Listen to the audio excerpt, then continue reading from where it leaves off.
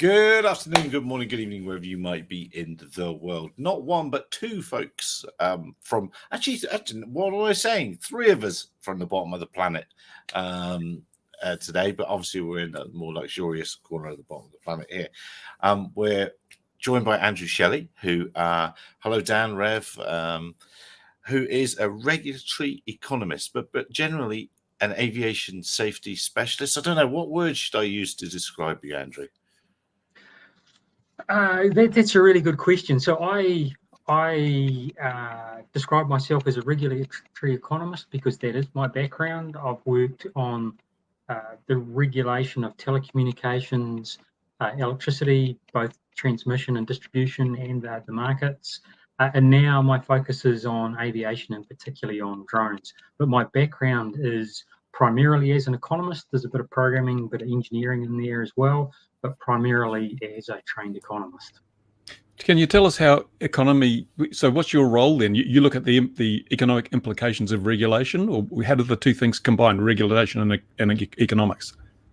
So we think of economics often in terms of financial markets, but there's an aspect of economics which is focused primarily on how individuals and organisations behave.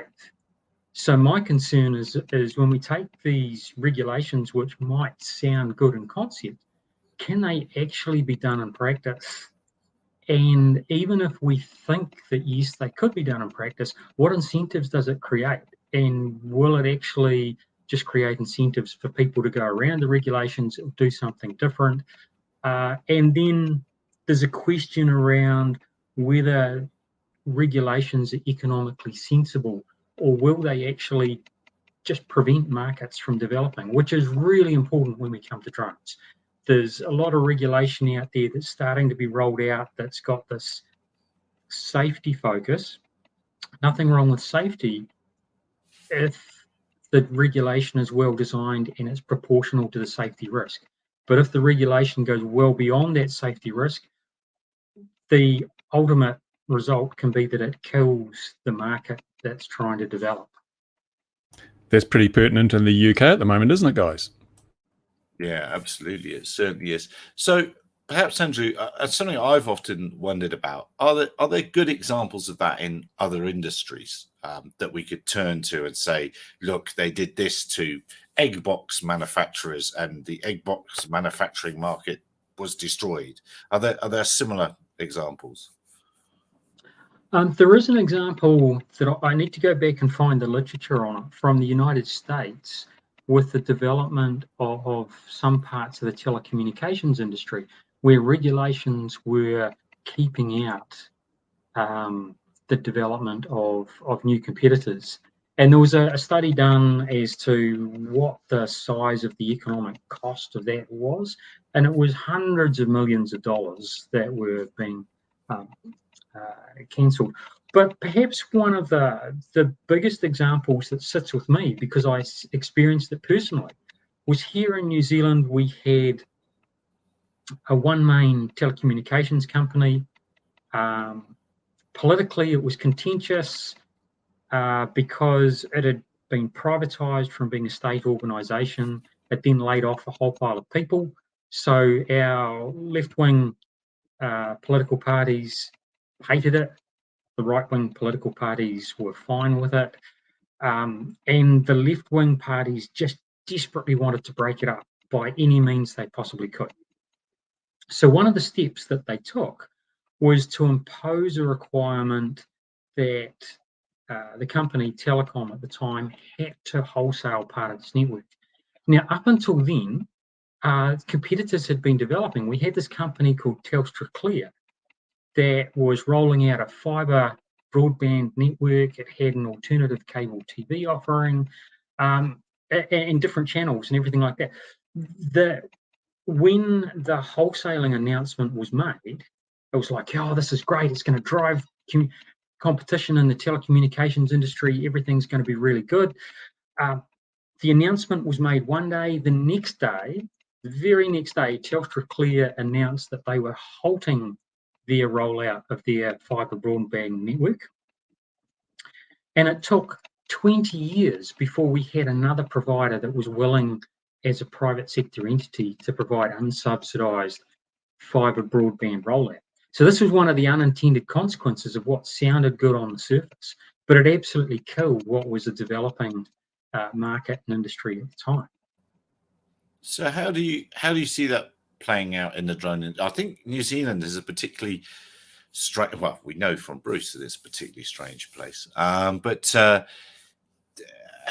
what do I want to say about the New Zealand regulator? They seem to be very good at making it, much like the regulator here in South Africa. Actually, we're doing this; it's the best in the world, and that's that. And we've invented this, and you don't need to look at anybody else. What sort of things do you think around the world, or how do you think? Well, I'm not putting this right. How are drones being affected by poor regulation?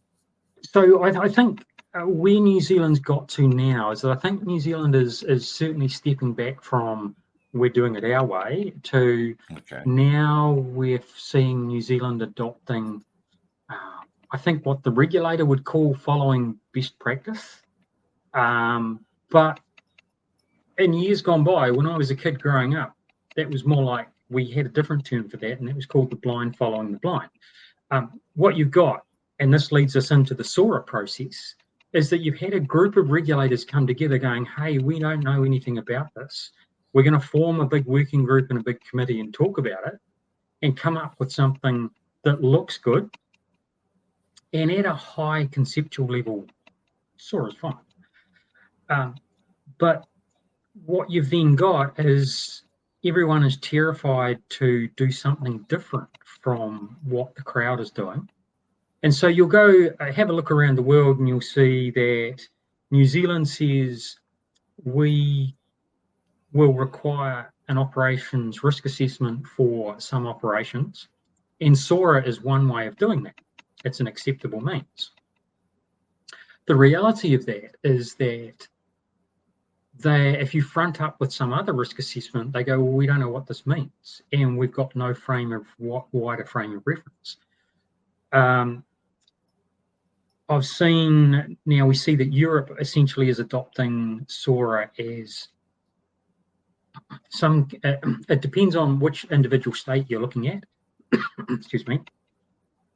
Some are, this is an acceptable means of compliance, but again, we don't understand what any other frame of reference means. Some are, you must use exactly the SORA.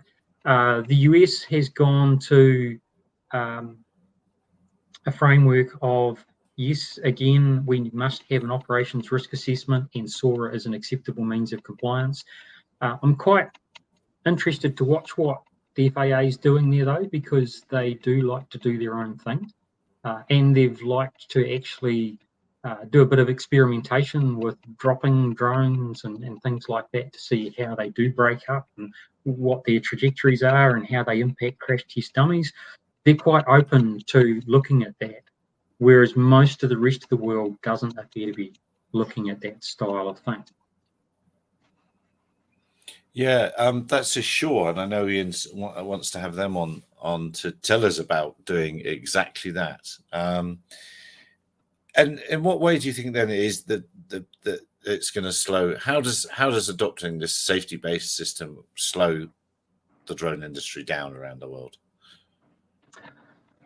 It comes down, so say a safety-based system is fine. So if we start with the good parts, so we look at the SORA model and it says, okay, define the area that you're going to conduct your flight in.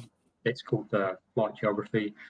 If you go outside that, you'll need some procedures to try and get the drone back and to be ready for if it goes outside this contingency area. So that all makes sense. And if we think of the Eluda airspeeder incident, they should have had this this flight geography, which they did. When it went outside that, they should have been opening the cover, taking the cover off the big red button that would be the kill switch, and being ready to press kill. And it should have all been tested so that they knew it worked. But there was another incident in the UK that was well reported on of some surveyors with a M600 standing there watching the M600 doing its pre-programmed survey flight, lost GPS, starts to drift off. And so it should have got to a notional point where they go, we've got to bring that back. And their contingency procedure was press the return to home button, which is never going to work because they've lost GPS. So notionally, the model works quite well, and then you go outside that contingency area, and now you've got to terminate the flight. If you terminate the flight, there's going to be risks on the ground, so we need to look at that sort of thing. So all of that makes sense. But then the things that start to not make sense are if you're flying over an area that doesn't have many people on the ground, maybe very, very few, and you're flying at a height that we typically fly drone operations, maybe your 200, 300 foot AGL, there's a unit increase in this risk if you're flying beyond visual line of sight compared to if you're flying visual line of sight. And when we look at how the SOAR ground risk table is set up, as you go up, your drone gets bigger, this risk goes up. As it gets heavier, this risk goes up. Now, there's some sense to that, but only some, because you get to a certain point where if a drone hits somebody and they're going to die, if we make that drone 10 times heavier, they're not going to be 10 times more dead. So there's that sort of thing that goes on. And then what we're seeing is that the way that the SOAR ground risk table is set up, that if you go from visual line of sight to beyond visual line of sight, you're having the same increase as this, well, the person's going to be 10 times more dead. So there's this concept in there of beyond visual line of sight operations being an order of magnitude potentially more dangerous without the logical basis for that having been spelled out. Now, part of what's going on there is that when SOAR was being developed, JARIS would have these consultation documents that they'd circulate amongst regulators. And being this committee of risk-averse people, they would all work out a consensus document that they were happy with. And they would only promulgate the version that everybody was happy with. None of the analysis was made public. So it's all secret, the analysis that's behind us. And so we can't even challenge it. There was a couple of NASA researchers came out a few years back. I think it was 2018. Denny was one of the researchers and produced a fairly technical paper on the mathematical basis for SOAR as they could see it. And this was one of their points, is that beyond visual line of sight was being treated as being somehow this much riskier proposition, just in terms of ground risk, when the model, that they couldn't provide a mathematical basis to support that conclusion. So that's a long way of answering your question. How is the safety-based method impacting on drones? It's creating some significant hurdles for beyond visual line of sight operations that need not necessarily exist. Certainly in the area of airports, yes, you don't want beyond visual line of sight operations, but when we've got big areas of airspace over areas with very low population density, SOAR does seem to be leading people or regulators down a path of making it very, very difficult for beyond visual line of sight. So I don't know if anyone else wants to jump in. So would it be your opinion that JARIS is some sort of just circular, self-satisfying sort of committee that everyone, as you say, risk-averse people make sure that they get the right report back to the boss? And I wonder also, do you have any knowledge of how quickly those faces change in JARIS? Because do you have some people that might come round to, oh, maybe we're doing this wrong, and then, oh, change of chairs, so let's all get more risk averse again? Yeah, I don't have a good feel for that. I know here in New Zealand, the faces that are on it change slowly. And I would imagine the same is true elsewhere, but I don't have any direct knowledge of that. But what we are seeing is what you'd expect from a technical regulator in an industry that's, to the outsider, is hard to understand. essentially, political objectives are to do something with drones to integrate them into airspace, but it's a really complicated area that the politicians don't have the bandwidth to understand, so they pass it to a technical regulator, and the technical regulator is tasked with doing what they must.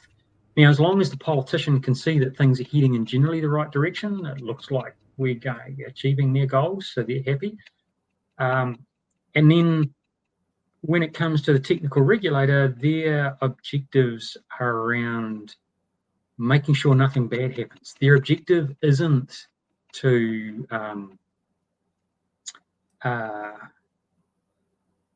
achieve maximum benefits to the country from this technology. Their objective is to satisfy the politician while making sure that nothing happens that would make them look bad. So if you can then point to we're following best practice, there's this big international committee that's everyone has agreed that this is best practice, then it satisfies that. So that's essentially where that's coming from. Interesting, though, because if you look in the past, New Zealand has done some really good stuff with regulation, shielded operations. We lead the world in shielded operations. Every regulator's had their little, 15 minutes of fame where they've come up with something that's really, really good, such as in Canada, sub 250 gram drones have no prescriptive regulation, only don't hurt people, don't break their stuff. And that's worked extremely well. The thing that concerns me most of all is that these regulators are operating in an echo chamber. They're not looking at the real world facts and adjusting their own risk estimates based on history. We've had 10 years of history with multi-rotor drones, not one death, not one significant instance of property damage, but the risks are still perceived today to be as great as they were when they first came up with these over-regulations based on perceived risk.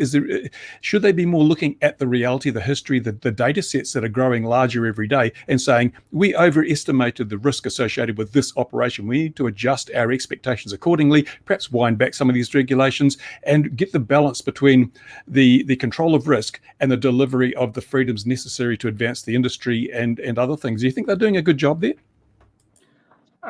I agree 100% with you there. I wrote a paper last year, which I published in New Zealand's National Security Journal, which looked at the risks from drones.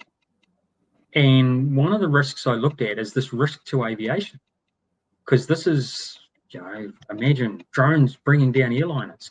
So if we look back to 2014, we look at the statistics worldwide, there are 2 reported collisions of drones with airliners, and in both cases they were superficial scuff marks on the side of the aircraft. An engineer inspected it, said you're good to go. So that's since 2014, with all the near miss reports that have been out there, some of which who knows what they really were, whether it was a drone at all. So we should be able to adjust our risk estimate now to say that small drones are no risk to large jet airliners. Yes, there's some risk to smaller aircraft. There's probably a good half a dozen or more instances of small drones hitting helicopters.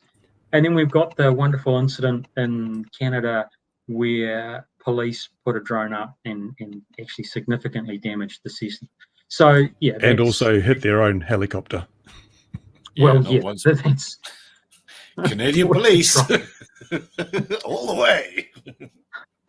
That's right. We do have that one. So funnily enough, that one where they hit their own helicopter, I use that as a teaching example when we're training drone pilots to be aware of what the differences in metric and imperial for height measurement.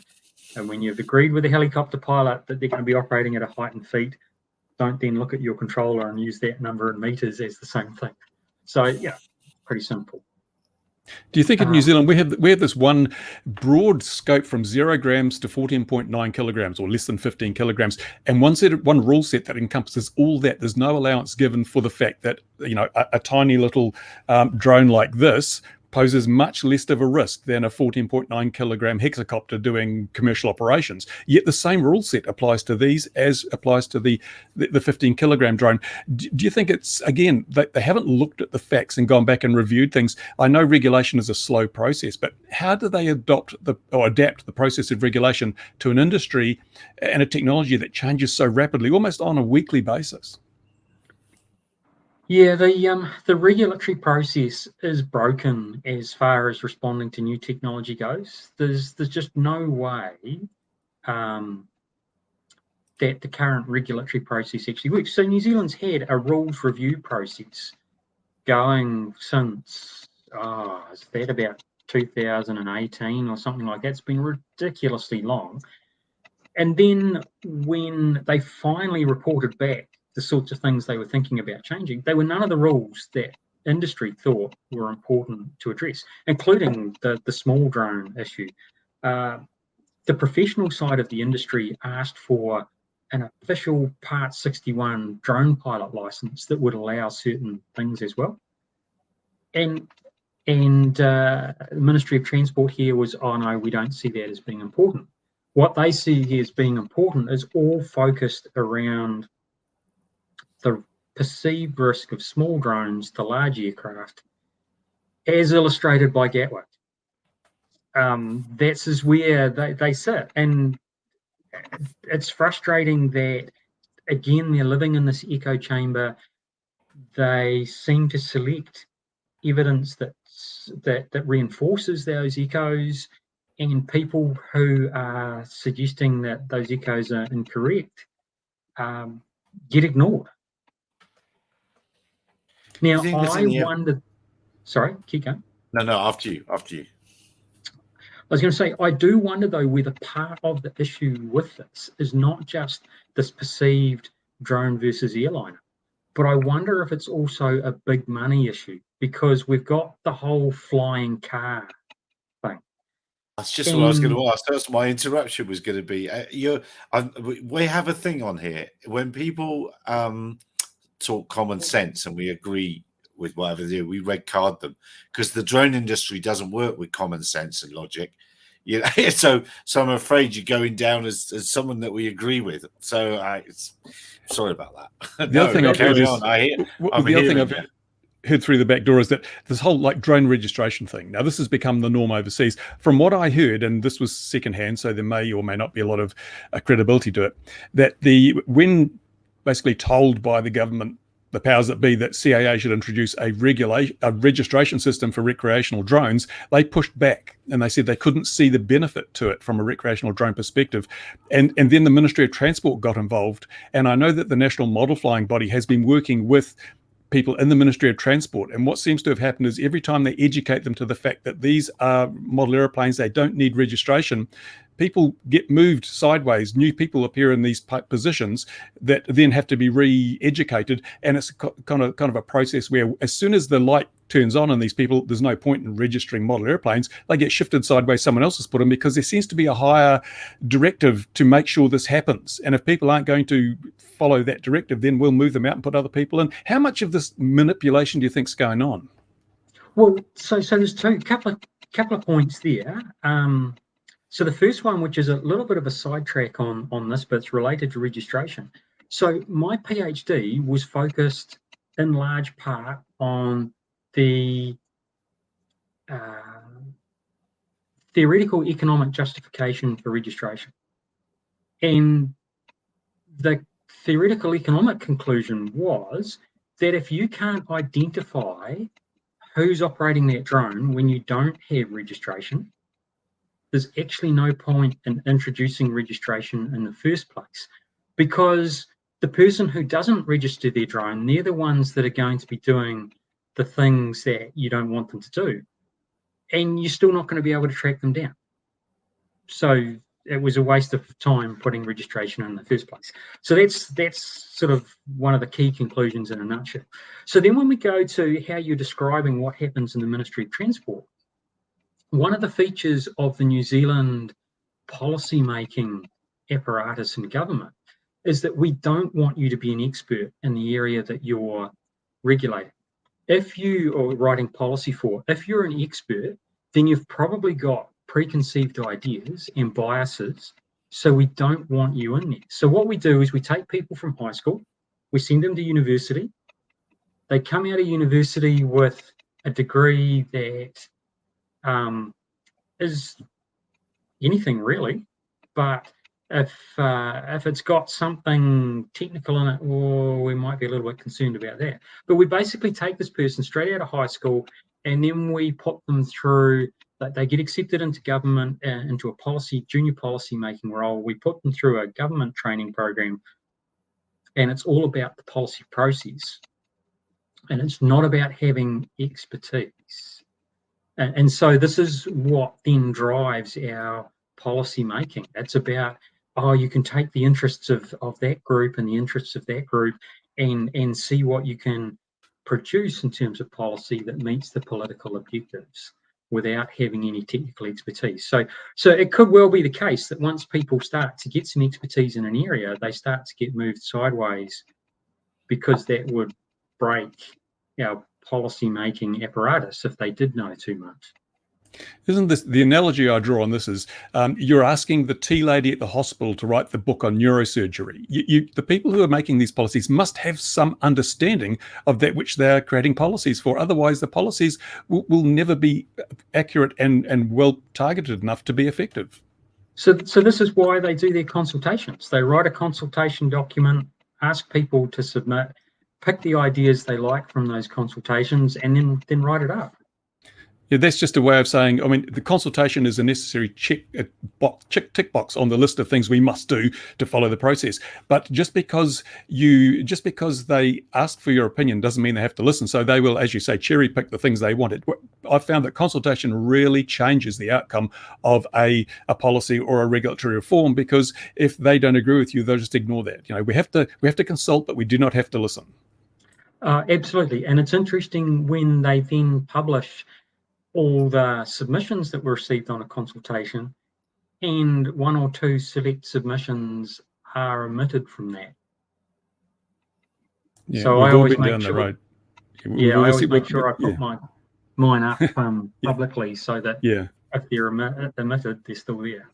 So is there any way to solve this? Obviously, I'm a believer that money speaks, as you've alluded to. There may be large amounts of money involved here. And we have a number of very powerful lobbying factions at the moment who I think most people who know realize that the Amazons and the Googles, they're not trying to deliver stuff by drone. They're trying to create a perception that there is a need for a service, because these are service companies. They make their money by selling services. There's a need for a service because the airspace will be so filled with drones and urban air mobility and air taxis and things that there'll need to be a service that will keep it all safe. So Google and Amazon have pretty much already made it very clear they want to be the providers of the service. So in order to sell the service, you've got to create the perception there's a need for it. So they go out and say, well, drone delivery is going to be huge and all sort of stuff.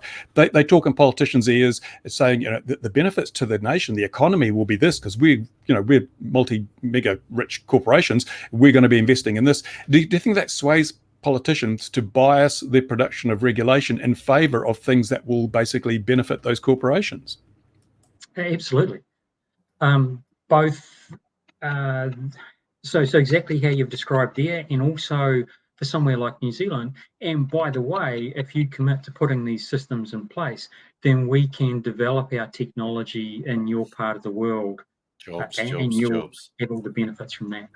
How do you think that's going to work? Because we've got the what is it, Airways building their own UTM system, or claiming they've got this thing, and sort of they've got a website up and they say that the UTM system leads the world and we're going to sell it all over the world. So we've got Airways actually promoting their own system, which basically will do that. How does that jive with the government wanting or having all this pressure from other UTM providers? Is there going to be a conflict here where we've got Airways, which is basically a government-run organisation, conflicting with the politicians saying we want to use Google's or Amazon's or whatever? It seems to be shaping up for a bit of a bun fight at some stage, isn't it? Well, it could well be. That's going to be really interesting. And this is where, to my mind, the focus on a central model of coordination actually doesn't work in an industry like this. I mean, we don't have a central model of coordination for cars driving on the road. We don't coordinate all the trucks and all the cars. Yes, we do that for rail, that's fine, but not when we've got large numbers of small things all interacting in that same space. Now, okay, for cars and trucks, we do that with a person on board at the moment, as we do for aircraft. We'll go to autonomous vehicles at some point, and they're not going to be interested in what vehicles 100 miles away are doing. They're going to be interested in what vehicles in their immediate proximity are doing.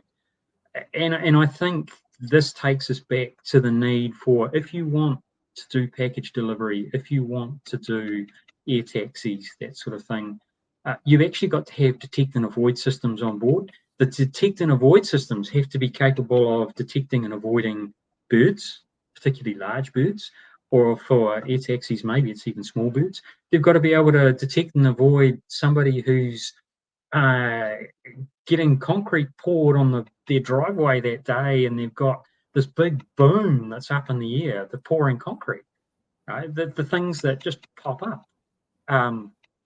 Those sorts of things are never going to be taken account of by a UTM system.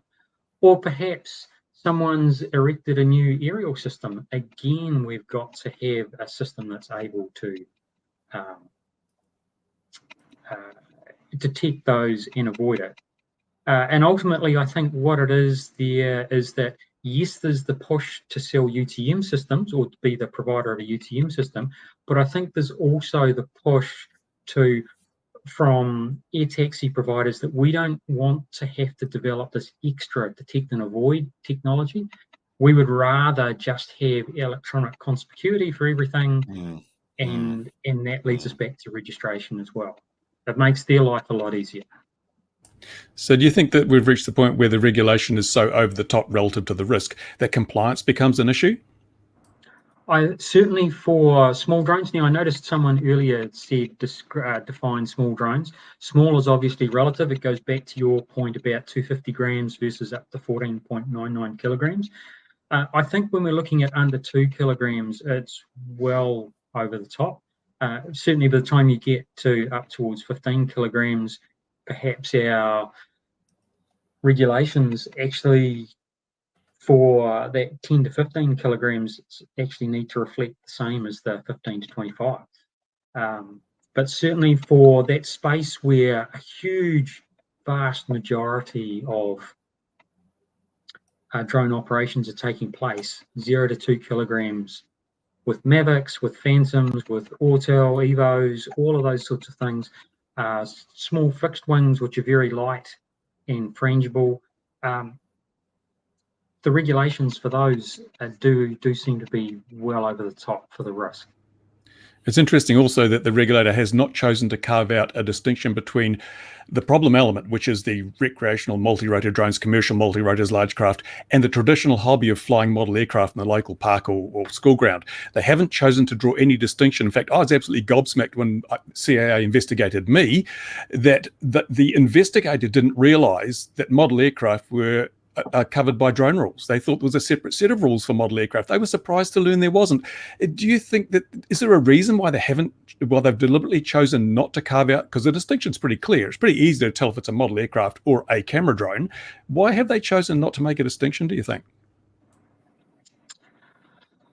Hard to say. There are a couple of caveats in the New Zealand rules that were designed to try and make it somewhat easier for model aircraft flying, but I think they just saw it as anything that you've got the pilot on the ground operating it remotely. That's just one defined form of aviation. It would certainly be sensible to differentiate. I mean, if you're doing FPV park flying around some trees, through some gates, bit of racing where you've got people standing there watching and making sure nobody comes into the area. There's all sorts of things that you can define for model flying, which are certainly we don't need the existing rule set for. Yeah, they say it's risk-based regulation, but obviously it's not, because we don't see people with scale models, little scale models of Spitfires menacing airliners or flying at airports, like international airports. That's not the risk element. The risk profile associated with recreational multi-rotor drones bought from Noel Leeming that they just take out and use with no training, that's the high risk. People who are involved in the traditional hobby, that's the low risk. So if we've got risk-based regulation, how can you have the same rules for both? Oh, I agree. And there's little recognition of the role. So, paper published in Transport Policy just a couple of weeks back by myself and Isaac Henderson. We looked at compliance with the rules in New Zealand. And this was a self-selected data set, people who chose to respond to a questionnaire. There was several hundred. Not surprisingly, there was a lot of self-reports of not always complying with civil aviation rules, and they identified which ones. But what we did find is that there was a high level of compliance amongst Model Flying New Zealand members. And when we think about why that high level of compliance might exist, it's because of that whole club environment. You're there not just to go and be Johnny No Friends who's flying this machine and being an idiot with it. You're actually there as part of a club environment with other people who are doing the same thing. There's rules around that within the club, and if someone's not following the rules, something gets set. So there's Model Flying New Zealand has a training program so that when you get your wings badge, you actually have been able to demonstrate both competency and knowledge of the club rules. And then, it's a vested interest in every club environment to keep people compliant with the rules of the club. And of course, what also happens is that those rules are much more suited to that model flying environment than a general set of rules trying to cover everything. I think mentioning Doveran's mentioning FRIAs, and that sort of allow me to bring in RID a little bit, because in the UK, Mark's had to go because his internet's fallen over. But in the UK, I have been somewhat bewildered at the sort of sneaky announcement that RID is coming from BMFA members. They're all like, it's okay, we get our fields, it's great, it'll be okay, we'll get the transponders.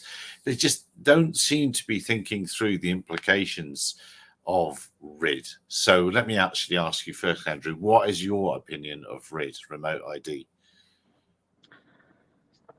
Yeah, it comes back to, again, my PhD research, where it was, what's the point?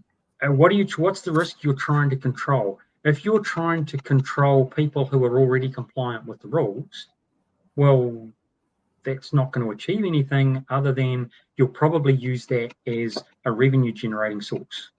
Register an aircraft, you have to pay some dollars. Shock horror. Say it isn't so. Say it isn't so.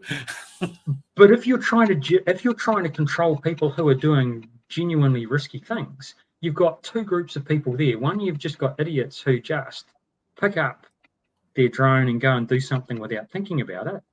Are they actually going to register? I bought a drone from the local Noel Leeming's, the local retailer. Am I going to take the time to stop and register it? Maybe not, if I'm going to be an idiot. So you're not achieving anything there. And then you've got the people who are going to genuinely intend to do something nefarious with it. Well, they're definitely not going to register it. So it doesn't control any problem. So maybe there's an argument that if we wanted to fly long range beyond visual line of sight, then if you've got remote identification, then yes, other aircraft might be able to detect it, so it creates a safer environment. But they've said it's not electronic conspicuity. It's not designed for that purpose, one of the things the FAA said is that pilots have enough of a load in the cockpit already without having to keep an eye out for remote ID signals. So that sounds good in theory, but you'd need actually something other than remote ID. You'd need something equivalent of ADS-B that had a longer range and was designed for the purpose. Yeah, exactly. And so there's going to be relatively few aircraft doing that, and that's exactly the road you'd go down and say, okay, this is now operating as manned aircraft do. We're going to require the same transponders that manned aircraft do. So then it's going to be a larger aircraft and everything else as well. So the case for RIG just doesn't stack up. Well, next week, and hopefully they'll have sent in Ian and Bruce one of their little modules. A RIG company reached out to me on LinkedIn and said, well, what really is my beef with RIG? So hopefully we'll find. And he's brave enough to come on and talk to us. So that's cool. Fair play. Now, Andrew, one of the questions that I had was, we haven't seen any changes to the regulations affecting manned aviation, despite the fact that the risk profile of below 500 feet has changed dramatically. All the burden of that seems to fall on the drone flyer, the model flyer. Is it time for manned aviation's regulations to change to reflect the changed risk profile and to aid? If it's all about safety, there's things they could do that would improve the safety of aviation by changing the regulations affecting manned aviations in the era of the drone. How long do you think that'll take before it happens? Very long time. Partly because the areas of manned aviation that fly below 500 feet are either officially they're either taking off or landing, or they've got some other bona fide reason to be down there, like agricultural aviation. If we kill an agricultural pilot, it's just the agricultural pilot. So the whole focus is on other things. Yes, the agricultural aviation industry is concerned about that, and they're very concerned about interesting. So the agricultural aviation industry. Sorry, I don't mean to really interrupt you, Andrew, but isn't the agricultural aviation industry more actually concerned about large crop spraying drones, and they're a bit worried that they're seeing around here? I'm beginning to see ag drones in rural South Africa all the time now on the back of utes, going to small fields and doing their stuff. So interesting you say that. So we've got a agricultural helicopter pilot that works with us as an instructor as well. And his comment was that he's not really worried about the large spray drones, because they'll probably only be operating a couple of meters above whatever area they're spraying. His concern was more about smaller drones, and he's still, being a helicopter pilot, he's still concerned about the small 2 kilogram size drones, but he's concerned about them being at 200 feet or something like that. So that was a really interesting perspective on risk as well. So, and if we go back to the whole SORA construct, you've got those big agricultural drones are being under the SORA construct. They're regulated quite heavily because they're big. They would create a lot of damage to an aircraft if they hit it. They would create a lot of damage to a person on the ground if they hit the person. But they're operating over an area where there's basically no people at low level. And so the risks are actually really small. But that's not necessarily recognised within that SORA model. So yeah, the agricultural industry, they might be concerned about economic competition from the spray drones. And there are some areas where it might be more economic to use a spray drone than use a helicopter or fixed wing. But it's generally they're operating in different niches. But yeah, the feedback that we get is that the spray drones as a risk aren't that much of a concern to our agricultural operators. So this raises, as I say, manned aviation perhaps need to change some of their procedures, protocols, even regulation, because I know that when I go to fly in a rural area, I would like to know if there's any rural ag operations scheduled for that area, but there's no registry of, it's not like a NOTAM or something. I can't look it up and see, oh, there is agricultural work planned in this area, so I will steer clear. Now, the companies that inspect power lines, they advertise very heavily when they do so, when the helicopters are flying low. Should there be a more general requirement for manned aviation that is going to be operating below 500 feet to notify in some way that any drone operator can find it? Would that not be a fantastic move forward for safety? Well, so there's a really interesting development in that space here in New Zealand. So our Air Force realised that flying at low level creates a lot of risk. Yes, I was on the mailing list. There was the NZMIL mailing list, and I'd get a notification of all the low-level flights that were coming through, and I used that for quite some time. They've changed it to a website now, but I'm not eligible to get that information anymore because I don't hold an aviation document. Well, so anyone who's done one of our courses can sign up. Yeah, but how many people the people that needs to get to, the people who might be flying their drone in the countryside somewhere need to know there's going to be a whole lot of Harvards coming through at 400 feet. They are not going to go and sit a course just to get access to that information, are they? So this is kind of, again, the risk doesn't seem to be dictating the way that the precautions are rolled out. So I think at this stage you need to probably watch the space, because they're looking at different levels of authorization within that system as to who gets access to what. So the military gets access to everything. Emergency services have access to probably almost everything. The general person who signs up and who's got a document or certificate that they can prove that they've got a valid interest gets access to less. But it's still, I wouldn't be surprised if at some point they decided that actually, now that we've got this bedded down, we know how it works, that they make it more public at a certain level of access. And certainly one of their issues there is also getting the private sector operators, like agricultural operators on board, helicopter operators on board to actually utilise the system. They've had a little bit of success with that, but not complete success yet.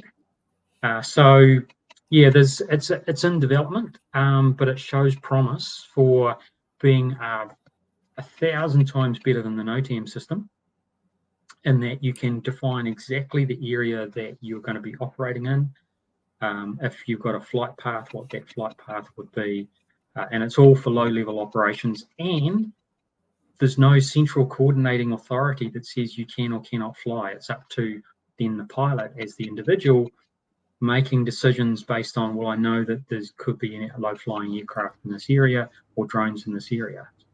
That's an interesting twist, because to date, that discretion hasn't really been afforded to the drone or the model aircraft flyer. And a good example I cite there is the visual observer for FPV. Now, we all know that there are many occasions when you can fly FPV without a visual observer very, very safely. You're flying in your own property, it's a shielded operation, you're in full control of the ground space, and there's not going to be any manned aviation there. There's no reason why you need a visual observer, but the rule says you must always have a visual observer. And I'm pushing this year to have that amended to, you must use a visual observer when necessary to ensure safety. Give that discretion to the person on the spot, on the day. He's the best qualified person to make that determination, not someone writing rules behind a walnut desk in a high-rise office block.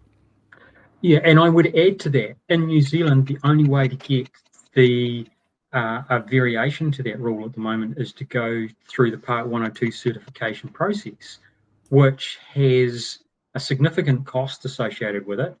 And then if you write a procedure for just that, well, you can't go with the procedure for just that. You've then got to have all your qualifications, what your maintenance is, what aircraft type, drone types you're going to use. There's a whole swag of stuff that comes into that.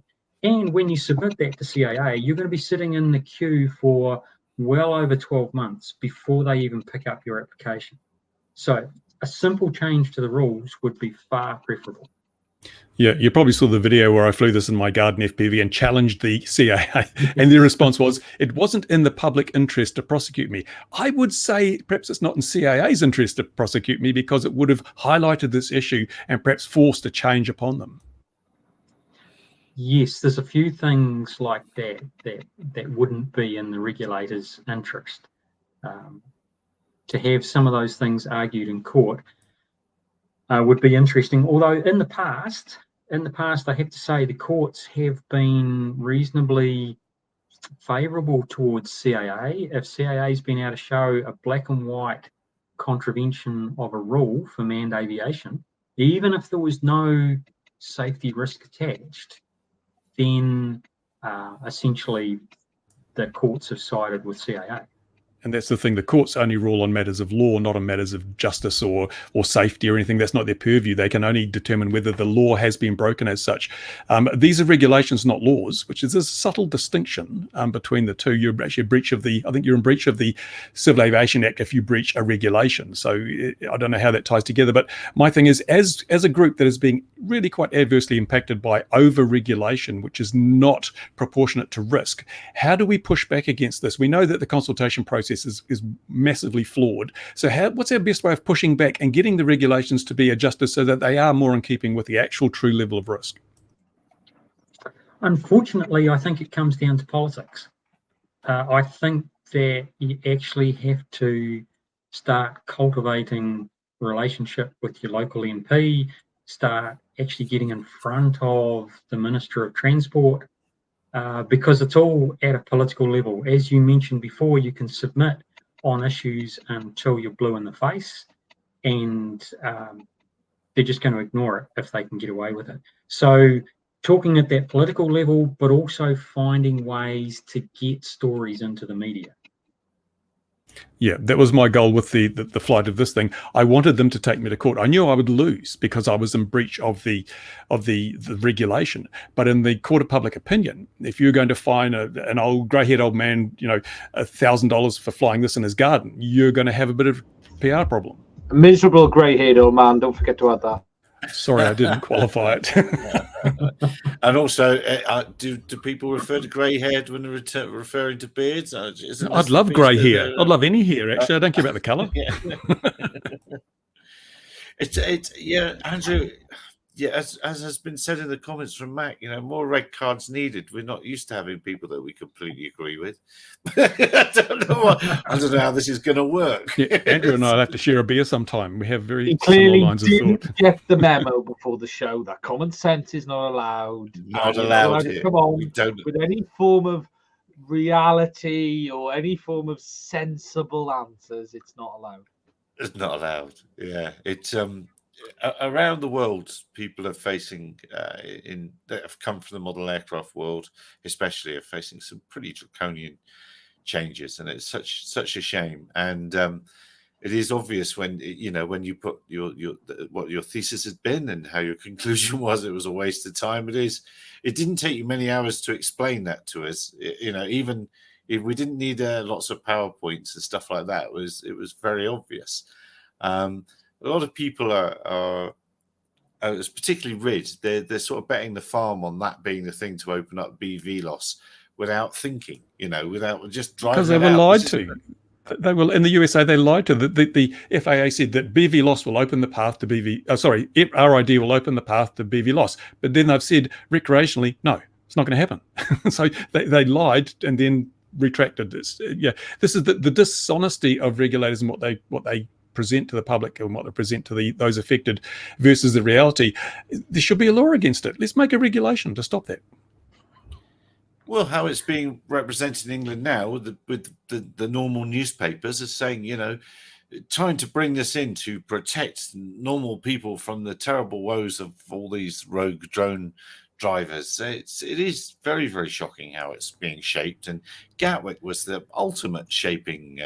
That's what we need to change, because it's as Andrew said, the Ministry of Transport quoted Gatwick in their presentation in regards to the changes. Ridiculous. It shows they're not qualified to make rules if they're willing to be influenced by propaganda to that extent. If they're not researching and not finding out the facts, they're just working on the Daily Mail headlines, we're never going to get reasonable regulation. And as dealing with politicians, I've spoken to ministers of transport, I've spoken to local MPs, and they simply say, oh, you need to refer that to CAA or need to refer it to Ministry of Transport. They defer to the departments. They don't go out there on your behalf, because we're not going to go out on behalf of these evil drone operators who try and spy on us out, while we're out of swimming pools through our kitchen windows and try to bring down airliners. There's this assumption that if you've got a drone, you're evil, and it's been created by the media. That's why my pushback is going to focus on changing the public public's opinion of who we are and what we do. And the way to start initially is I'm going to just go out into public and get as many people as I can, hold up a model aircraft and a drone and say,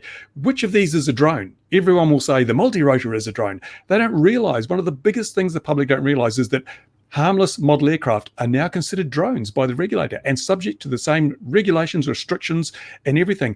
I think once we show the people that model aircraft are being vilified because they're called drones, and the people who make regulations can't even tell the difference, they might then start to wonder what's really going on.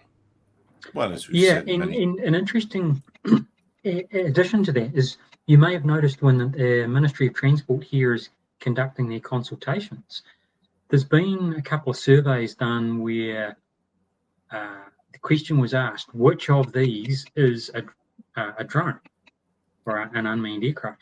But they didn't just include model aircraft in that, they also included some of the prototype air taxis, flying cars, and to make the point that those were also captured in the same rule set.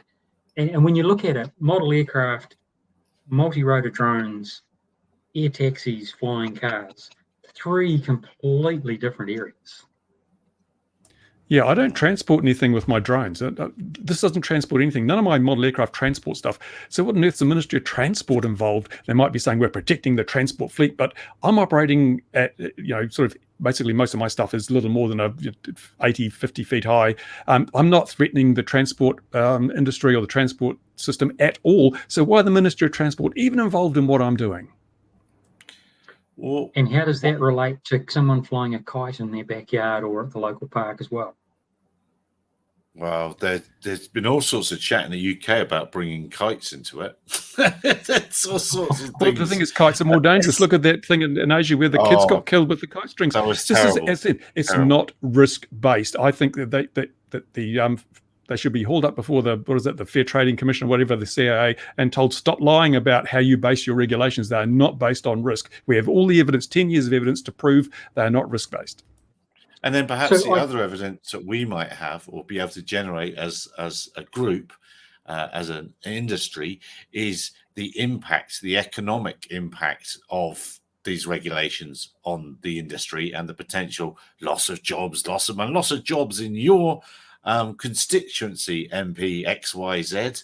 More people could be working, training and for youngsters. Here in New All those other Zealand, good we have the things. Part 102. You've got to have this big, long, almost thesis on your safety procedures and your mechanisms. Most people get it written by somebody else.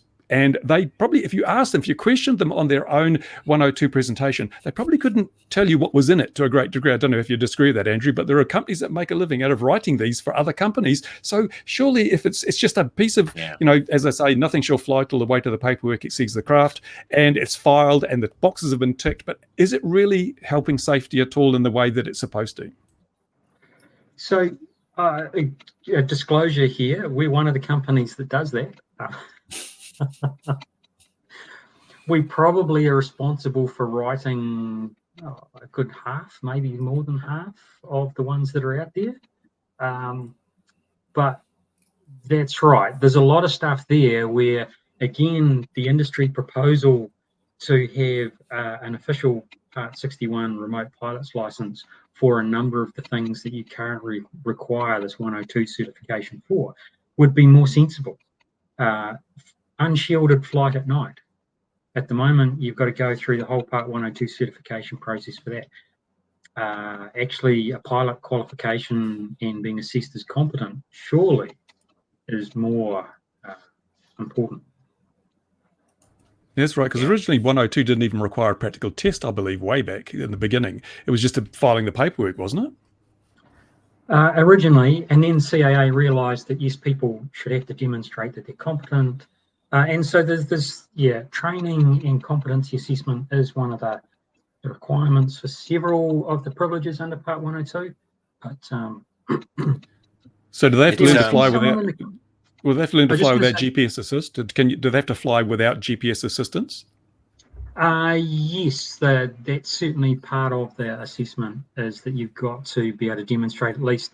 So that there's a few manoeuvres in our test that require that, including just rotating a yaw on the spot over a cone, being able to fly in any of the 4 quarters of orientation to a particular cone, so that you can demonstrate you've got that control. Yeah, well, it just makes sense, doesn't it? And do you do much human performance in your training in New Zealand?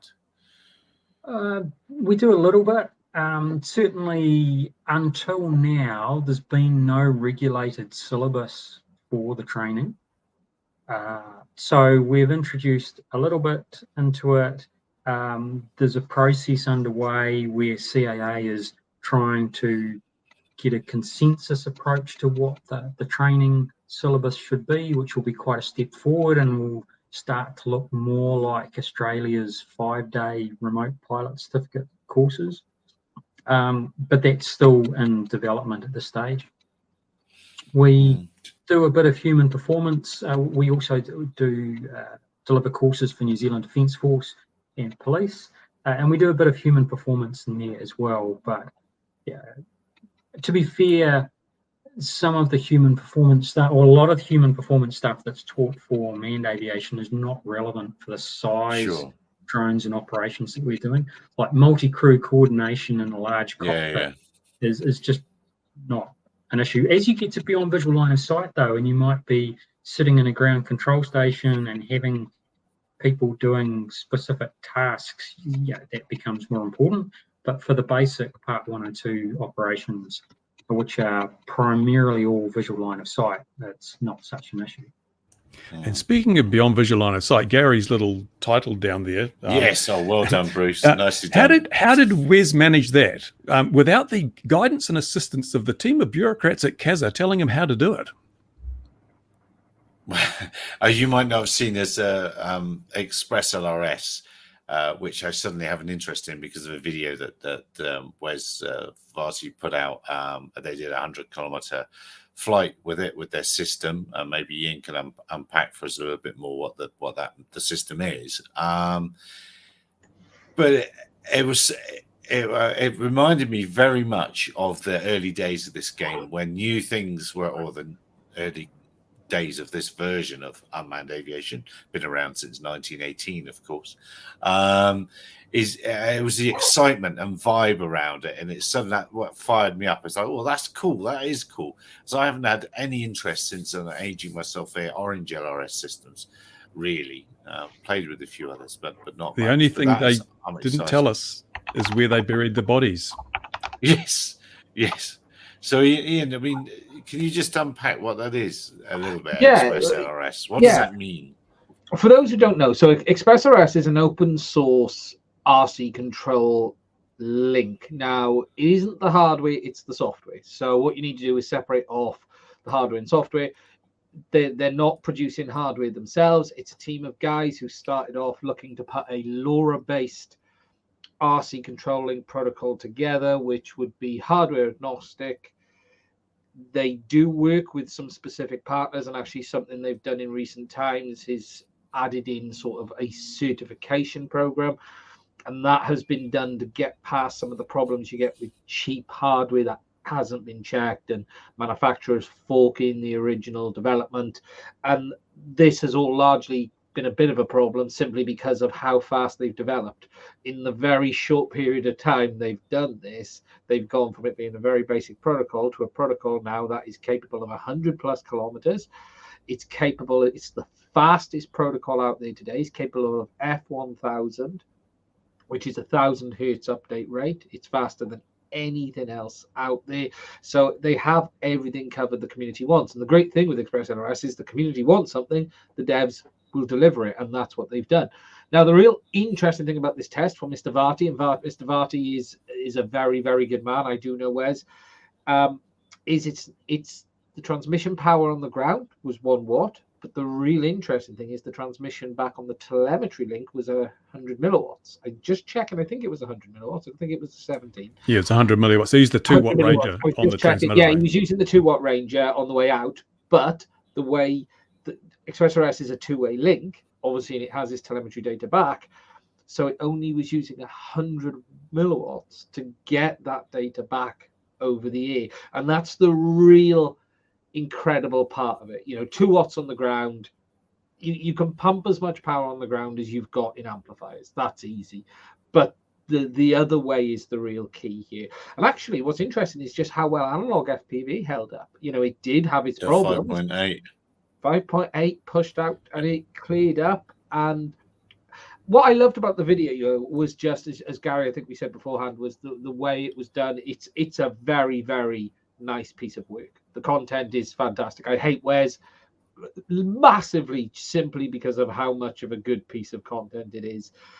But it's the story, it's the outcome, it's very well done overall. But I'll be honest, they are giving people a problem. They are giving TBS a problem. They are certainly giving FR Sky a problem. And I think Ghost is probably okay. Immersion RC does have a bit of a holding in the race scene, and they're now part of Orca, and they've got that world tied up. However, I'm not saying these other protocols are not good. Well, FR Skies are a load of junk, but I'll leave that there. But everyone else, the Super Speeder or whatever it was, that flew really well with it. Fresco. Yeah. The Eluder. FR Sky's problem is they keep coming up with a new protocol every 12 months. That's what FR Sky's problem is. However, what I think is interesting is you now have a software stack which is stable, it's proven, it's over a year old, and you can buy it. If you want a high-end module, you can buy it for like $100. But if you want a low-end module, you could buy it for like $20. And there is good quality, happy model. The Beta FPV module is decent for like $20 with 1 watt of output. You can put it in the back of your radio with a JR bay. Receivers are somewhere between $10 and $15 each. You don't have to mess around which ones you want in 2 years' time. They'll all work. You can just go. I just come back to Sean's comment. Yes. Yes, you go first and I'll have a go. Okay. It's very important. Now, one of the problems that this ELRS system raises is the fact that now everyone can fly beyond visual line of sight quite easily, and one would argue relatively safely. Where do we stand on beyond visual line of sight? Well, I find it difficult to understand. Wes did his flight. I'm sure Kazza must be aware of it. I mean, they must keep an eye on these things unless there's too much coffee and biscuits floating around. And we see thousands upon thousands of videos on YouTube all the time with people flying FPV, no visual observer, all these egregious breaches of the regulation, which in theory could be prosecuted quite easily by the regulators, but they choose not to. They don't even make examples of people. Is this a tacit acceptance of the fact that, well, these people aren't actually doing anything that's dangerous at this stage? It's against the rules, but it's not actually endangering lives or property. And where do I stand on BV loss? Well, I think I've made it quite clear. I'm not a fan of BV loss, certainly not in the way that we see it, because one of the problems with like Wes's flight, he had to fly pretty high because the curvature of the Earth becomes a problem at 100K. If you drop down and you're only at a few hundred feet, it doesn't matter what radio link you're using. If it's point to point, you're just not going to get any signal because the curvature of the Earth will block your signal. So unless you're flying with a cellular network or whatever. So I think that the problem is not the beyond visual line of sight, it's the altitude. They're flying up into that manned airspace, manned aviation airspace, and that's where there's potential, albeit incredibly low if you do the maths, incredibly low potential for a conflict with a manned aircraft. So when I do fly BV loss sometimes because I fly where I can't see the model, might be behind a tree or something, but I never fly above probably 80 feet, 90 feet when I'm flying beyond my line of sight, because I know that the lower I fly, the safer it is. I don't fly over people or property or anything else I could damage. So the very worst that can happen is that the craft falls on the ground and I have to go and find it, walk a kilometer or so to find it in the long grass. I don't fly these long range missions, possibly because I don't want to walk any further than a kilometer. But I see people doing it, and I have yet to see a single instance of injury, death, or property damage as a result of all these people flying their craft beyond visual line of sight. And I put that down to the fact that the craft that are being used are generally made of foam, they're low risk, the risk profile is so low. And when the regulators talk about BV loss, they're talking about 20, 30, 40, 50 kilogram craft with a huge potential to kill and maim and destroy property. We're not doing the same thing. And again, the regulations are insufficiently granular. They have one rule for all without looking at the risk profile. So I think there are a lot of people who fly BVLOS and do it very safely, and there are a lot of people who fly line of sight and do it dangerously. So you can't just say it's BVLOS, it's dangerous. I choose not to fly BVLOS. That's my own personal thing. I always weigh up the pros versus the cons, and when I look at the risk, the increased risk associated with BVLOS and the increased risk I'm going to have to go and get sweaty and hot walking somewhere, I choose not to. But other people, they'll have different priorities and weights. But the fact that nobody, and BVLOS has been happening for, coming on for 10 years now, easily over 10 years. Yeah, well, yeah, because I flew FPV in 2007. A lot more I think of it's been happening. There was Nicola. Yeah, Nicola would be a man to. Yeah, exactly. And it's interesting, Bruce. You make the point. I saw nothing in that flight that would raise any concerns with me. It's not a flight I do. But again, I saw nothing there that worries me. What you got to take into account? What was it? Was it a missile? Was it a steel thing? No, it wasn't. It was an EP foam. Was it a mini? Was it a Talon? I think it was a Talon. Yeah, Talon. Yeah, it would disintegrate on the look of a manned aircraft, let alone anything else. Well, the 20 amp hours of batteries might be an issue, but they're surrounded by foam. Yeah, but look, at the end of the day, there's always a risk. And what you've got to do is balance the risk versus reality. And the reality still remains today that there has been no major issues. And I'm not saying there ever won't be. And then we've got to look at the situation and say, hey, are we going to accept a level of risk? So here, for instance, there has been, in my area, 3 pretty major car incidents in the last 5 days, of which 2 of them were involving motorcycles. Pretty horrific incidents. And I hope everyone's okay. Yet we all just get on with it. We all just accept this stuff happens. So it's funny enough, the FAA, sorry, was just what I remember it. The FAA this week said they will accept for urban air mobility the same risk profile as vehicles. Car driving is everywhere. Yeah. So that was quite amazing that someone from the FAA said that. Sorry, you may resume. But just to address Sean's comment, the one you flashed up before, I think, I'm not against people flying BVLOS when it is safe to do so. That's it. You've got to qualify it. Everything that we do, when it is safe to do so, that's the overriding phrase that means that you have to have done your risk assessment. You have to be aware of the dangers, the risks, your mitigation. These are the things. Instead of just laying down these rules on people and saying, you must do this, you must not do that, why don't we teach them the basics of risk identification, risk management, and then everyone can do stuff safely, and all the other rules become pretty much advisory, because ultimately people are going to make that decision anyway. Even the bad actors are going to decide we're going to do this. So that you need to change their decision-making process and make them aware of the factors that can influence whether it's might be safe or not safe. Education is the key. We're never going to stop bad actors because they're just bad actors. So the general public, the people who don't want to go out and endanger people, they're the ones that'll benefit from being able to tell whether something's safe or not, because being trained in the process of effectively doing a risk assessment. If we look at can I just pick up? Sorry. Go on, mate. Can I just pick up on a couple of comments there? So Ian Simpson's gone 250 grams at 70 miles per hour into your windshield isn't fun.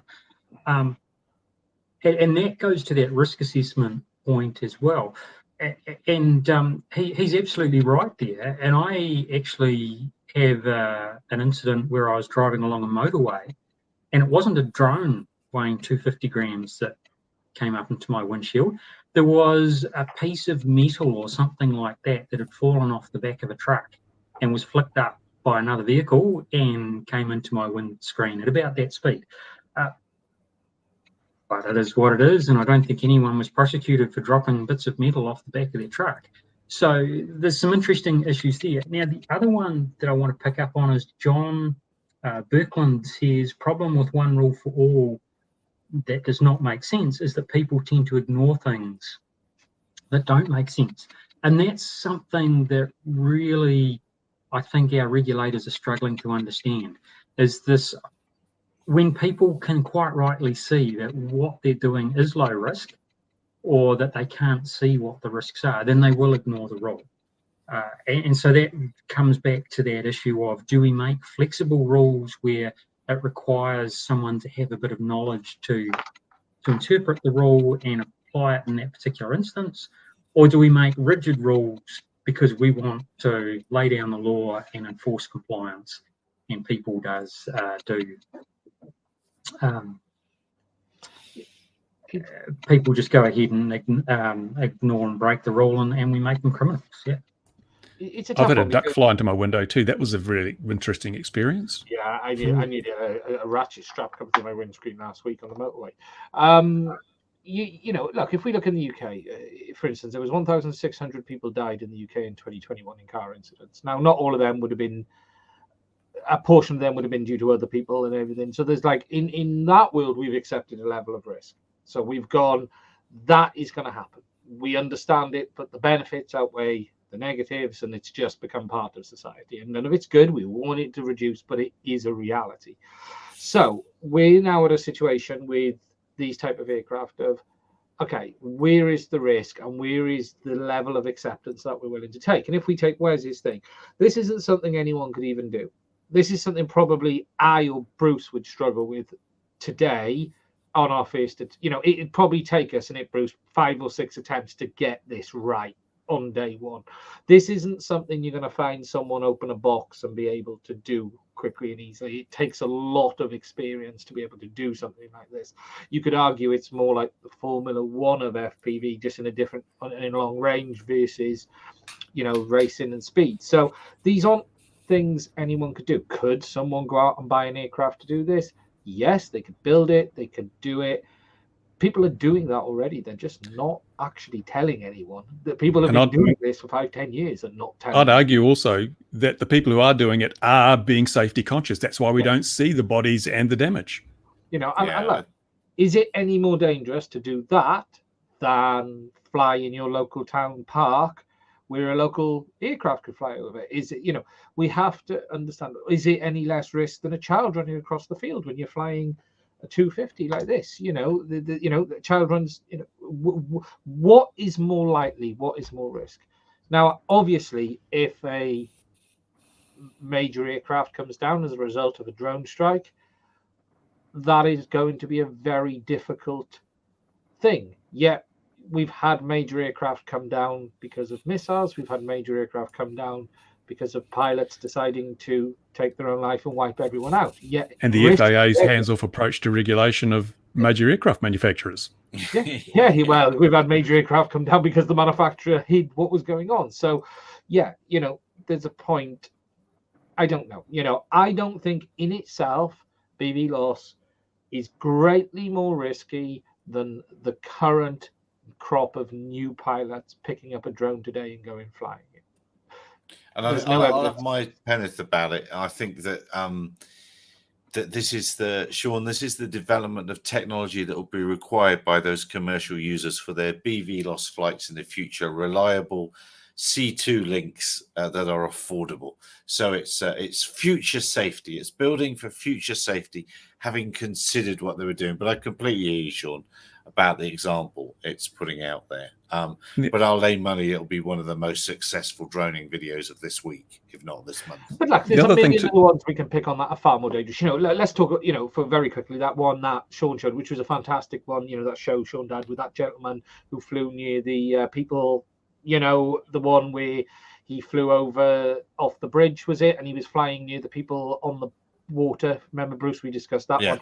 You know, look, that was infinitely more dangerous. You know, he flew near people. He flew close to people on paddleboards. You know, in many ways, that was very clearly dangerous, and that was doing something I wouldn't have done. And I'm not saying I would have done this either, but it's not right to lay automatic, oh, he flew without being able to see, therefore it's dangerous. Yeah, because we look at the biggest danger to manned aviation from a collision basis outside of birds is other manned aviation. So, you know, until they can bring that death toll down to zero, is it reasonable to expect the death toll or any kind of zero or total deconfliction? And the thing, again, going back to when manned aviation has to change, I've got an ADSB alarm, use it all the time. It tells me when ADSB equipped aircraft are coming, long before I can hear them or see them. So if safety is the bottom line, instead of like in the USA requiring all toys to have remote ID, why don't we mandate that all manned aircraft, even in Class G airspace, have to have ADSB? That would do marvels. But at the moment, manned aircraft don't even have to have radios.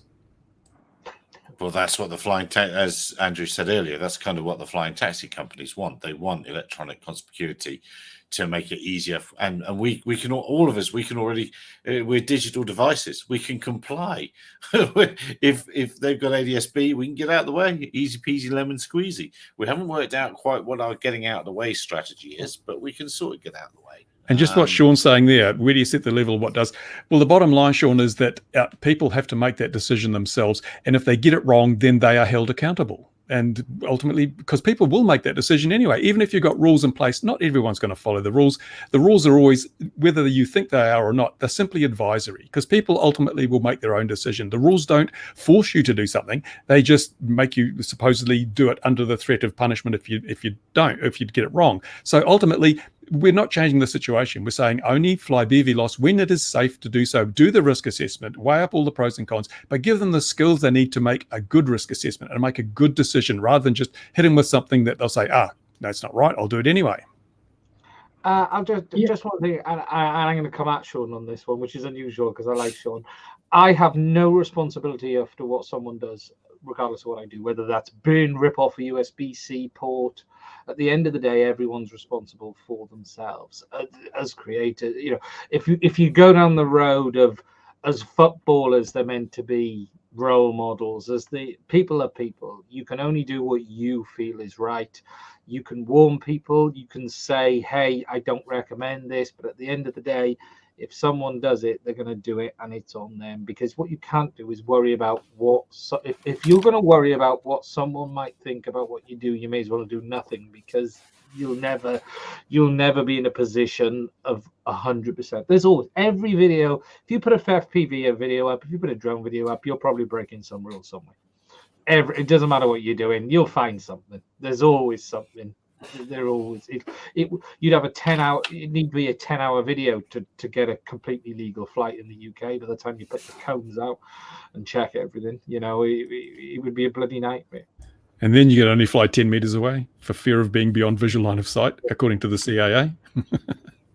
You know, Andrew, you were trying to jump in. Yeah, Sorry. can I pick up on the point that Bruce was making around effectively electronic conspicuity of manned aircraft? So when we go back to thinking about regulation and we think about what manned aircraft are allowed to do, manned aircraft are allowed to fly over property, and they've got height limits which are there so that if they do have an engine failure, they can land somewhere else and do so safely. But when we go back 103 years, this was new legislation in the UK that enabled this to happen. This was a trespass issue. Prior to that legislation, then aircraft could be trespassed for flying over third-party property. But regulators, or the legislators at the time, worked out that there was benefit, societal benefit, in allowing this to happen, so long as you were flying at a height that was reasonable and you complied with the civil aviation rules, etc. Now, you imagine if we had regulators with the same foresight today who said, we've got this new technology, and some of our existing systems and rules make it a bit constraining. Flight over property is one we probably need to look at. But this electronic conspicuity for manned aircraft may be the cost of getting the benefits that unmanned aircraft can deliver. Maybe the cost of that is that every manned aircraft needs to be electronically conspicuous. And every manned aircraft should have to have an ADSB transponder. So that goes back to one of Bruce's much earlier questions about, is there something that manned aviation could or should be doing? And I think that's a really good tangible example of, yes, there'd be some costs to that, but the costs of manned aviation doing that are much less than trying to make every drone electronically conspicuous. And the cost should be borne by the beneficiary. When the beneficiary is the manned aviation, you're not going to fly into a drone. Exactly. Well, Well, look at in the uptake economics, of it's hard to work out who the beneficiary is, but yeah. well, that's in your regulatory economist. That's your job. You said that that's what you say in LinkedIn. That's you. Yeah, but I mean that's the survey, isn't it? That's the consultation to the industry, isn't it? What can we do to make things better? How? And that's part of that, to have that consultation that starts sending our message. Which unfortunately needing the economist bit, because that's the only bit that the MPs are going to listen to, really. Well, if they do, but it also requires that foresight to actually say, well, someone's got to lose here. And at the moment, it's the drone operators who are losing. But actually, we can generate more benefits and fewer losses if we impose this cost onto manned aviation. And to be fair, most of manned aviation around the world is going to a point of needing ADS-B to fly in controlled airspace anyway. Yes. Yeah, the UK is So rolling it's that out now, yeah. Yeah, then it's only the manned aviation that flies in uncontrolled airspace that is then affected by this. And, you know, to be fair, in some parts of the world, there's an awful lot of uncontrolled airspace. But yeah, well, that's where we want drones flown. We want people to fly their drones in uncontrolled airspace. It's safer. So we need the ADS-B on manned aircraft in that airspace. But look at the rollout of, and it's not just ADS-B, of course. There's FLARM and Open Glider Network and things like that, you know, for the glider community, and just look at the uptake of it in that, because it's lower cost. It's not got the ridiculous cost associated with the 1990s technology that should be retired now instead of being rolled out now anyway. So the update that's created in the gliding community, it's created an opposite safety effect, because people are seeing where other people are thermaling, and they're getting big congestions in thermals. But the RAF in the UK, and we mentioned the low flying system earlier in New Zealand, and your New Zealand Air Force sorting out its things. The RAF in areas of a lot of hang gliding and gliding fit FLARM to the fast jets, so that the hang gliders and gliders can see them coming. It didn't take them long, to realise a simple fix to let the gliders, and it's just the same, isn't it? The one thing I'd like Andrew's opinion on is, when I spoke to the investigators who are investigating me on 3 separate complaints about my egregiously dangerous drone flying during the lockdown, I challenged them on this risk-based regulation thing, and one of the investigators said to me, we don't have risk-based regulation, we have risk-based enforcement. And that really rang alarm bells with me. What they're saying is, we've got these rules, but we realize that they don't necessarily apply, and sometimes we'll let people break them with impunity, and other times we'll ping them. Is that a good basis for a regulatory framework where the rules are basically enforced arbitrarily? Well, I guess there's two parts there. The first one, do they have risk-based enforcement or risk-based regulation? Certainly publicly, they keep saying they've got risk-based regulation, intelligence-led risk-based regulation, which would lead you to believe that they've got an intelligence unit or function as well, which is perhaps an oxymoron. But then coming to that question of enforcement, so you do have an issue where, thankfully, all of the enforcement agencies have got a limited budget. And so they have to pick and choose what it is that they're going to take to court. And that means that they do have to make decisions. And so every enforcement agency in New Zealand has to weigh whether it's in the public interest to take a prosecution. And so that does stop some of the excesses that could occur.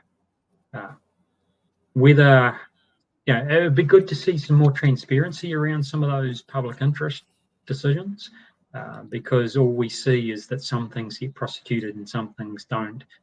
And that leads to questions being asked about, how fair is the process and how transparent. Yeah, I get a lot of people emailing me saying we're having trouble with CAA because they've been hunting me and all this stuff, and also a situation where we had those 2 boys came down from Auckland to safely fly their large models at our airfield, completely into the rules and regulations, and they got interrogated. I use the word interrogated by CAA when it would have been so simple to basically just ring me up and say what was the guts, but they didn't do that. It's like there's a lot of personality goes, and when you have this arbitrary enforcement based on factors that we're not aware of, how do we know that people aren't being basically hounded and other people are given a free ride because of who they are rather than even what they're doing? Yeah, I think that is potentially. I mean, that's certainly one of the assumptions that naturally leads to be made. And also, when you're looking at them making this risk-based assessment, who they are and what their record of having done things will definitely go into that risk-based assessment. But I think you also need to look at enforcement across a range of agencies. You'll have a prosecutor, often a young prosecutor, will be wanting to make their name. And so they're looking for things to prosecute. And you'll have a certain personality type that comes into an agency like the CAA that will come in as on the enforcement side rather than as an inspector. The inspector generally is going to try and work with industry, realise that sometimes there's some challenges in compliance, try and work through that, do those sorts of things. When you get to the enforcement side, you're going to have that personality type, the tax inspector who wants to get people. Ex-policeman. The ex-policeman would be probably a common example, yeah. And so calling it an interrogation may well be correct. Yeah, they'd have the skill set, wouldn't they? They would have the skill set. Yeah, it's flat Earth. This is it's a thorny topic that we go on around and around forever. Hopefully, the good people from now what's Geeksy saying is. No, I know Geeks. I know Sean. I know. Sorry, I know. Sorry, I read that aloud as we went. And Sean, I mean, you know that the 100-kilometer flight it is an issue for safety and stuff like that. And again, I personally wouldn't do it, but that's it's their risk, I suppose. But look, this is an hour and a half coming up. Can I just jump in on that? Yeah. Can I jump in on that 100-kilometer flight? Yeah. So we've talked about regulators being a bit of a problem.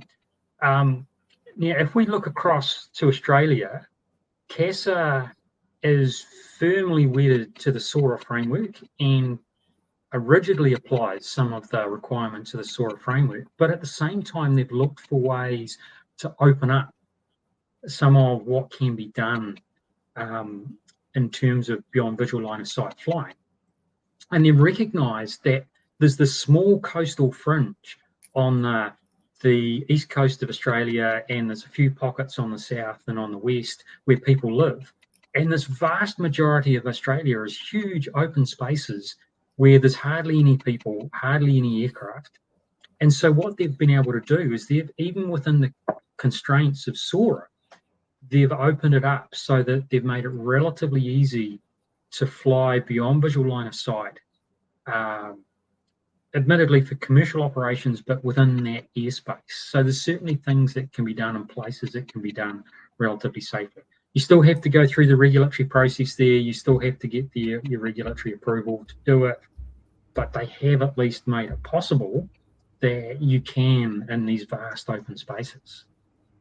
On the other hand, they've basically made FPV illegal without an exception.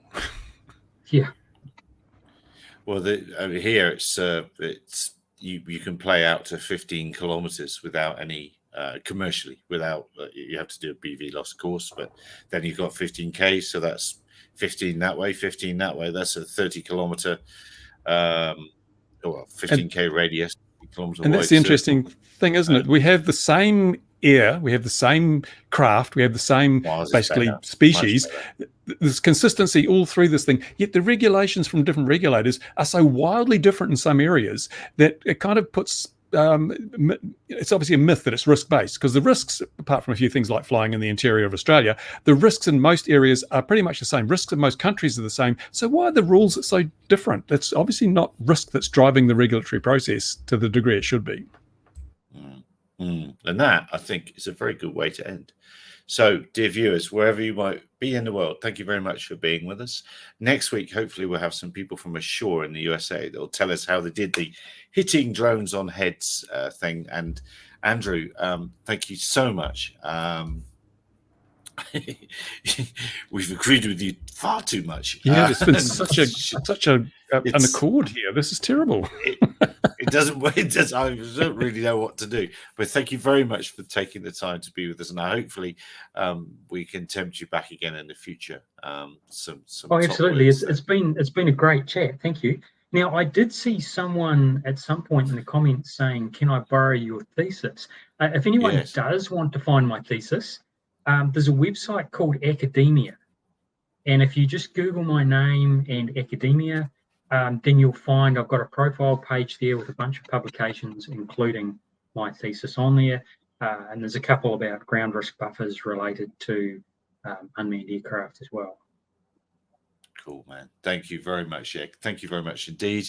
I'll try and remember to put it in the comments afterwards. Dear viewer, wherever you are in the world, look after yourself. 2100 GMT. Next week, we will see you then.